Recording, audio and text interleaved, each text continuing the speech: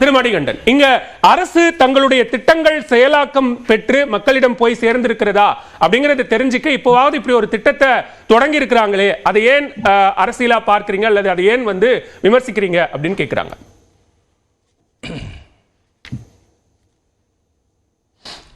News 18 Tamil Nadu நேயர்களுக்கு வணக்கம். பாலா, இப்ப நான் என்ன சொல்றேன்னா, முதல்வரே நீங்கள் நலமா அப்படின்னு அன்போடு அவரை வினவ விரும்புறேன். என்ன காரணம் அப்படின்னு கேட்டீங்க அப்படின்னா, நம்ப முடியாத 505 தேர்தல் வாக்குறுதிகளை கொடுத்துட்டு 2 ஆண்டுகள்லயே 75-80% வாக்குறுதிகளை நாங்கள் நிறைவேற்றி விட்டோம் அப்படின்னு போர் முரசு கொட்டினார, அதை எப்படி மறந்து போயிட்டு அந்த ஒரு சந்தேகம் வர்றதுனால தானே மக்கள் நலமா அப்படிங்கிற ஒரு கேள்வி அவருக்கு வருது. அப்ப அதனாலதான் கேட்கிற, முதல்வரே நீங்கள் நலமாக இருக்கிறீர்களா, நீங்கள் என்ன சொன்னீர்கள் என்பதை நினைவில் வைத்திருக்கிறீர்களா அப்படின்னு. அந்த சந்தேகம் எதிர்க்கட்சி தலைவருக்கு வந்திருக்கு, எதிர்க்கட்சிகளுக்கு வந்திருக்கு, அதை கிளாரிஃபை பண்றோம் மக்கள் மூலமான்னு சொல்றாங்க. அதை தாங்க சொல்றேன். நான் அதையே முதல்வர்கிட்ட திருப்பி கேட்கிறேன். 505 வாக்குறுதிகளில் 80% வாக்குறுதிகள் நிறைவேற்றினால் மக்கள் சுபிட்சமாக இருக்கிறார்கள், நலமாக இருக்கிறார்கள் முதல்வர் அடிச்சுல சொல்லணும். அவருக்கு ஏன் அப்படி ஒரு கேள்வி வருது, எதுக்கு ஒரு குழு அமைக்கிறார்? அதே மாதிரி மரியாதைக்குரிய அருணன் பேராசிரியர் ஒன்று சொன்னார், அது சொல்லிடுறேன். ஏங்க எல்லாமே தேர்தலுக்காக தாங்க பண்றது அப்படின்னாரு. மிகச்சரி, நிச்சயமா ஏத்துக்கிறேன். எய்ம்ஸ் மருத்துவமனை திடீர்னு வேலையை ஆரம்பிக்கிறாங்க, அதை மட்டும் மத்திய அரசு தேர்தலுக்காக பண்ணுது அப்படின்னு அதுக்கு கம்யூனிஸ்டுங்க போர் முரசு கொட்டுறாங்களே. ஆனா மாநில அரசு பண்றதை மட்டும் பாத்தீங்கன்னா ஆமாங்க அப்படின்னு வரவேற்று பேசுறாரு. இரட்டை நாக்குடைய கம்யூனிஸ்டுகளுடைய நிலைப்பாடு இதுதாங்க. 2 நாளைக்கு முன்னாடி தமிழகத்துக்கு வந்த மரியாதைக்குரிய நீண்ட காலமாக கிடப்பில் இருக்கிற 24 இறுதியில தான் தொடங்கப்படும் ஒரு சொன்ன திட்டம் இப்போது தொடங்கப்படும் போது அது கேள்விக்குள்ளாகுது. ஆனா தொடர்ச்சியாக மக்களுக்கு போய் சேரக்கூடிய நலத்திட்டங்களை செயல்படுத்துறதுக்கும் வித்தியாசம் இருக்குல்ல.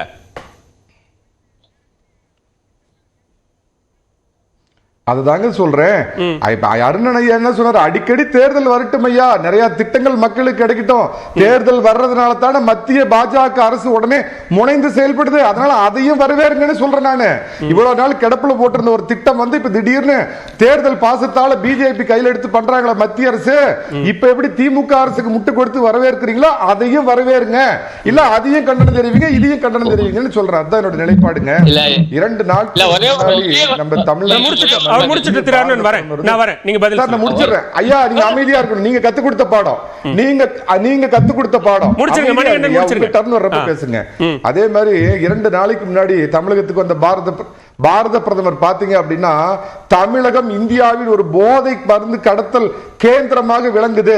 திமுகவில் நேரடியாக பொறுப்பில் உள்ள ஒரு திமுக பிரமுகர் சர்வதேச போதைப் பொருள் கும்பலோடு தொடர்பு வச்சு 4000 கோடிக்கு மேல போதை மருந்து கடத்திருக்காங்க. தமிழக மக்களே, உங்கள் குழந்தைகளை பார்த்து நான் கவலைப்படுகிறேன், உங்கள் குழந்தைகள் நலமாக இருக்க வேண்டும் என்று நான் அக்கறைப்படுகிறேன் அப்படின்னு மிகப்பெரிய குற்றச்சாட்டு இந்த நாட்டினுடைய பிரதமரால் சொல்லியிருக்காங்க. அதை பத்தி இதுவரைக்கும் இந்த முதலமைச்சர் ஏதாவது வாய் திறந்தாரா? போதை ஒழிப்பு 2.1, போதை ஒழிப்பு 3.1, போதை ஒழிப்பு 4.1 அப்படின்னாரு. 2021 திரு எடப்பாடி பழனிசாமி ஆட்சிக்கு எதிராக மிகப்பெரிய போர் முரசு கொட்டினார் முதலமைச்சர். போதை வெறும் குட்காவுக்காக இது பண்ணாரு.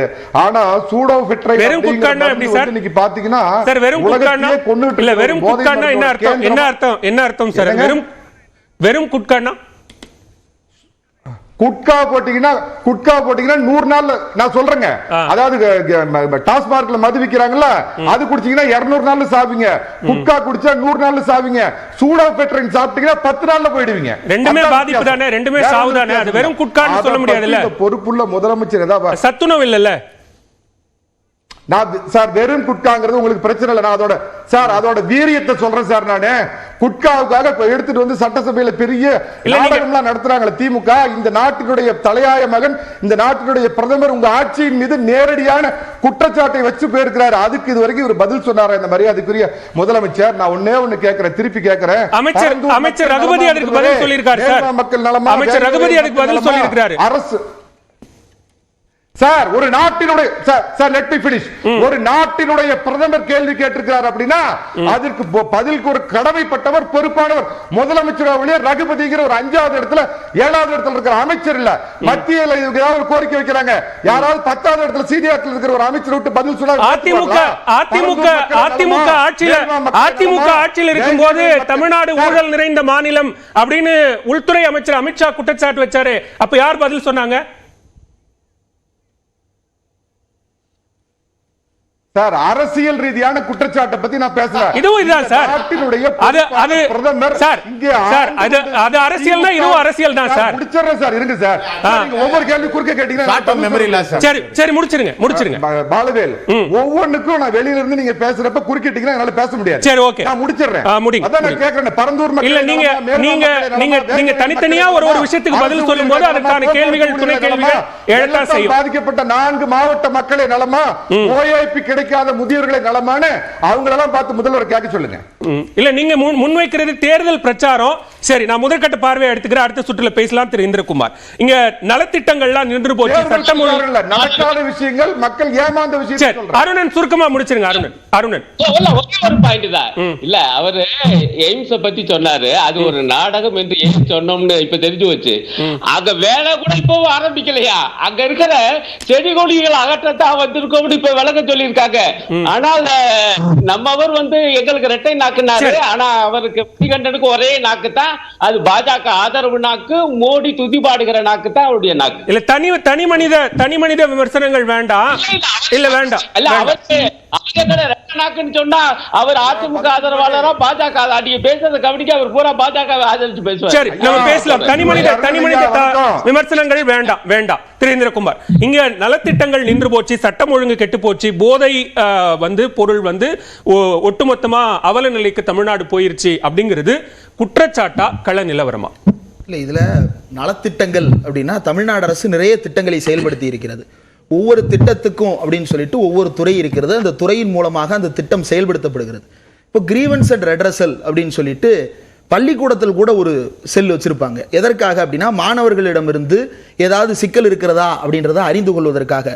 ஏன் கிளாஸ் ரூம்ல டீச்சர் இருக்கிறாரு, பாடம் எடுக்கிறதுக்கு தனித்தனியா டீச்சர் வர்றாங்க, கிளாஸ் லீடர் இருக்கிறானே, ஹெச்ஓடி இருக்கிறாரு, பிரின்சிபல் இருக்கிறாரு, எதற்காக தனியா ரெட்ரஸ் அண்ட் கிரீவன்ஸ் செல் வச்சிருக்கீங்க அப்படின்னு கேட்கறது எவ்வளவு அபத்தமோ அந்த மாதிரி தான் ஒரு கிரீவன்ஸை கேட்டுக்கிறதுக்காக ஆல்ரெடி எக்ஸிஸ்டிங்ல அப்படி ஒரு சிஸ்டம் இருக்குதானே செய்து. இல்ல மண்டே வாரமான திங்கட்கிழமைகள்ல மண்டே கிரீவன்ஸ்னு ஒரு விஷயம் இருக்கு. இல்ல மண்டே கிரீவன்ஸ்ன்றது எல்லா விஷயங்களையும் மாவட்டத்தின் மூலமாக செயல்படுத்தக்கூடிய எல்லா திட்டங்களிலும் இருக்கக்கூடிய குறைகளை மொத்தமா அட்ரஸ் பண்றதுக்கு மாவட்ட ஆட்சித் தலைவரின் ஆளுகையின் கீழ் இருக்கக்கூடிய பகுதிகளில் அதை செயல்படுத்துவதற்கு அப்படின்றது ஒண்ணு. அப்போ இங்க மாநிலம் செயல்படுத்துற திட்டத்தை எப்படி எக்ஸிக்யூட் பண்றது? இது எதை மையப்படுத்துது அப்படின்னா இந்த திட்டத்தை பொறுத்த வரைக்கும் இந்த நீங்கள் நலமா அப்படின்ற அந்த கேள்வியின் மூலமாக முதலமைச்சர் பல்வேறு திட்டங்களை அறிமுகப்படுத்துகிறார். அந்த திட்டங்களுக்கு எல்லாம் நான் உங்கள்கிட்ட நேரடியாக கொண்டு வந்து சேர்த்திருக்கேன்.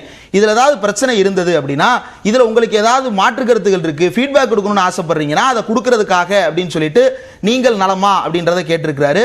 இதற்கு முதல் ஆளாக பதில் சொல்லும் வகையில் இப்போ ஒரு டெமோக்ரசி அப்படின்றதுல டிபேட் அண்ட் டெலிபரேஷன் தான். விவாதம் நடக்கணும், விளக்கம் அளிக்கப்படணும். இது ரெண்டும் தான் ஒரு ஜனநாயகத்தை உயிர்ப்போட வைப்பது. தமிழ்நாட்டில் அந்த ஜனநாயகம் உயிரோடு இருப்பதாக நான் நம்புகிறேன். அதனால தான் முதலமைச்சர் நீங்கள் நலமா அப்படின்ற அந்த கேள்வி மக்கள் முன்னாடி வைக்கும் பொழுது மக்களின் சார்பாகவோ அல்லது தான் சார்ந்திருக்கக்கூடிய கொள்கையின் சார்பாகவோ எடப்பாடி பழனிசாமி அவர்கள் நாங்கள் நலமாக இல்லை ஸ்டாலின் அப்படின்னு சொல்லிட்டு ஒரு பதில சொல்றாரு. இல்ல இந்த திட்டத்தின் மூலமாகத்தான் நீங்க சொல்ற ஜனநாயகமும் நீங்க சொல்ற விவாதமும் வருமா? இதற்கு முன்னாடி அப்படியான சூழல் இல்லையா? இல்ல இது எப்படி இருக்குது அப்படின்னா இந்தியாவில தான் ஜனநாயகம் வந்துருச்சு, அப்புறம் எதற்காக உள்ளாட்சின்னு ஒண்ணு வச்சிருக்கீங்க, எதற்காக பேரூராட்சின்னு ஒண்ணு வச்சிருக்கீங்க, எதற்காக மாநிலம்னு வச்சிருக்கீங்க அப்படின்னா ஒவ்வொன்னும் ஃபோக்கஸ் பண்ணுது. அப்போ இந்த திட்டம் அதற்கான ஃபோக்கஸ் ஏரியாவில் செயல்பட்டு கொண்டிருக்கிறது. அந்த இடத்தில் இந்த திட்டம் வரவேற்கத்தக்கது, மக்களோடு நேரடியாக குறைகளை அட்ரஸ் பண்றது. இரண்டாவது சட்டம் ஒழுங்கு, போதைப் பொருள்.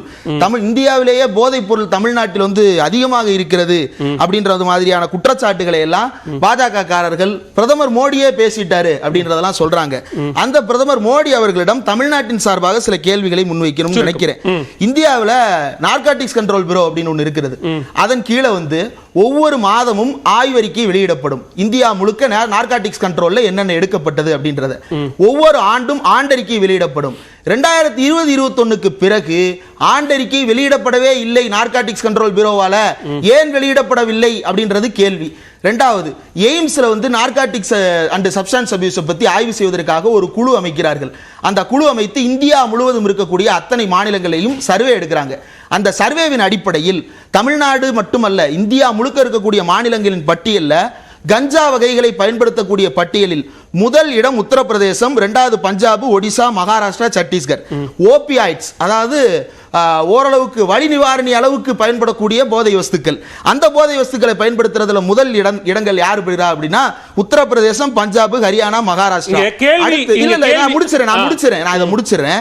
செடேட்டிவ் அப்படின்னு மயக்க நிலை போதை வஸ்துக்கள், இதை பயன்படுத்துவதில் அதிக இடம் பெற்றிருப்பது அப்படின்னா உத்தரப்பிரதேசம். இந்த பட்டியல்ல தமிழ்நாடு எந்த இடத்தில் இருக்கிறது அப்படின்னு பார்த்தோம் அப்படின்னா 32 இடங்களுக்கும் கீழே இருக்கிறது. எத்தனை பட்டியல்ல? 36 மாநிலங்கள் மற்றும் ஒன்றிய பிரதேசங்கள் பட்டியல்ல தமிழ்நாட்டிடம் 36. அப்போ தமிழ்நாட்டில் போதைப் பொருள் பயன்பாடே இல்லையா அப்படின்னா தமிழ்நாட்டில் கஞ்சா பரவல் எவ்வளவு இருக்கிறது அப்படின்னா ஒட்டுமொத்த இந்தியாவில் தமிழ்நாட்டின் சராசரி கஞ்சா பயன்பாடு அப்படின்னு இவங்க கொடுத்திருக்கிற report on magnitude of substance use of India by ministry of social justice and empowerment, அந்த பட்டியலின் அடிப்படையில் தமிழ்நாட்டில் கஞ்சாவினுடைய புழக்கம் இந்திய சராசரியில் 0.1%. ஓபியாய்ட்ஸ், அதாவது ஓரளவுக்கு வலி நிவாரணி அளவுக்கு பயன்படக்கூடிய போதை வஸ்துக்கள் 0.2%. செடேட்டிவ் மயக்க நிலை போதை வஸ்துக்கள் 0.06%. இதுதான் தமிழ்நாட்டினுடைய போதைப் பொருள் பயன்பாடு அப்படின்னு ஒன்றிய அரசினுடைய ஆதாரங்கள் சொல்லுது. இதற்கு பிறகு எந்த ஆய்வறிக்கையும் வெளியிடப்படவில்லை. இப்போ இந்த போதைப் பொருளை கண்ட்ரோல் பண்றது அப்படின்னா 2 இடத்துல செக் அண்ட் பேலன்ஸ் இருக்குது. ஒன்னு, வெளிநாடுகளில் இருந்து இறக்குமதி செய்யப்பட்டு அது ஹார்பரின் மூலமாக உள்ள வருது.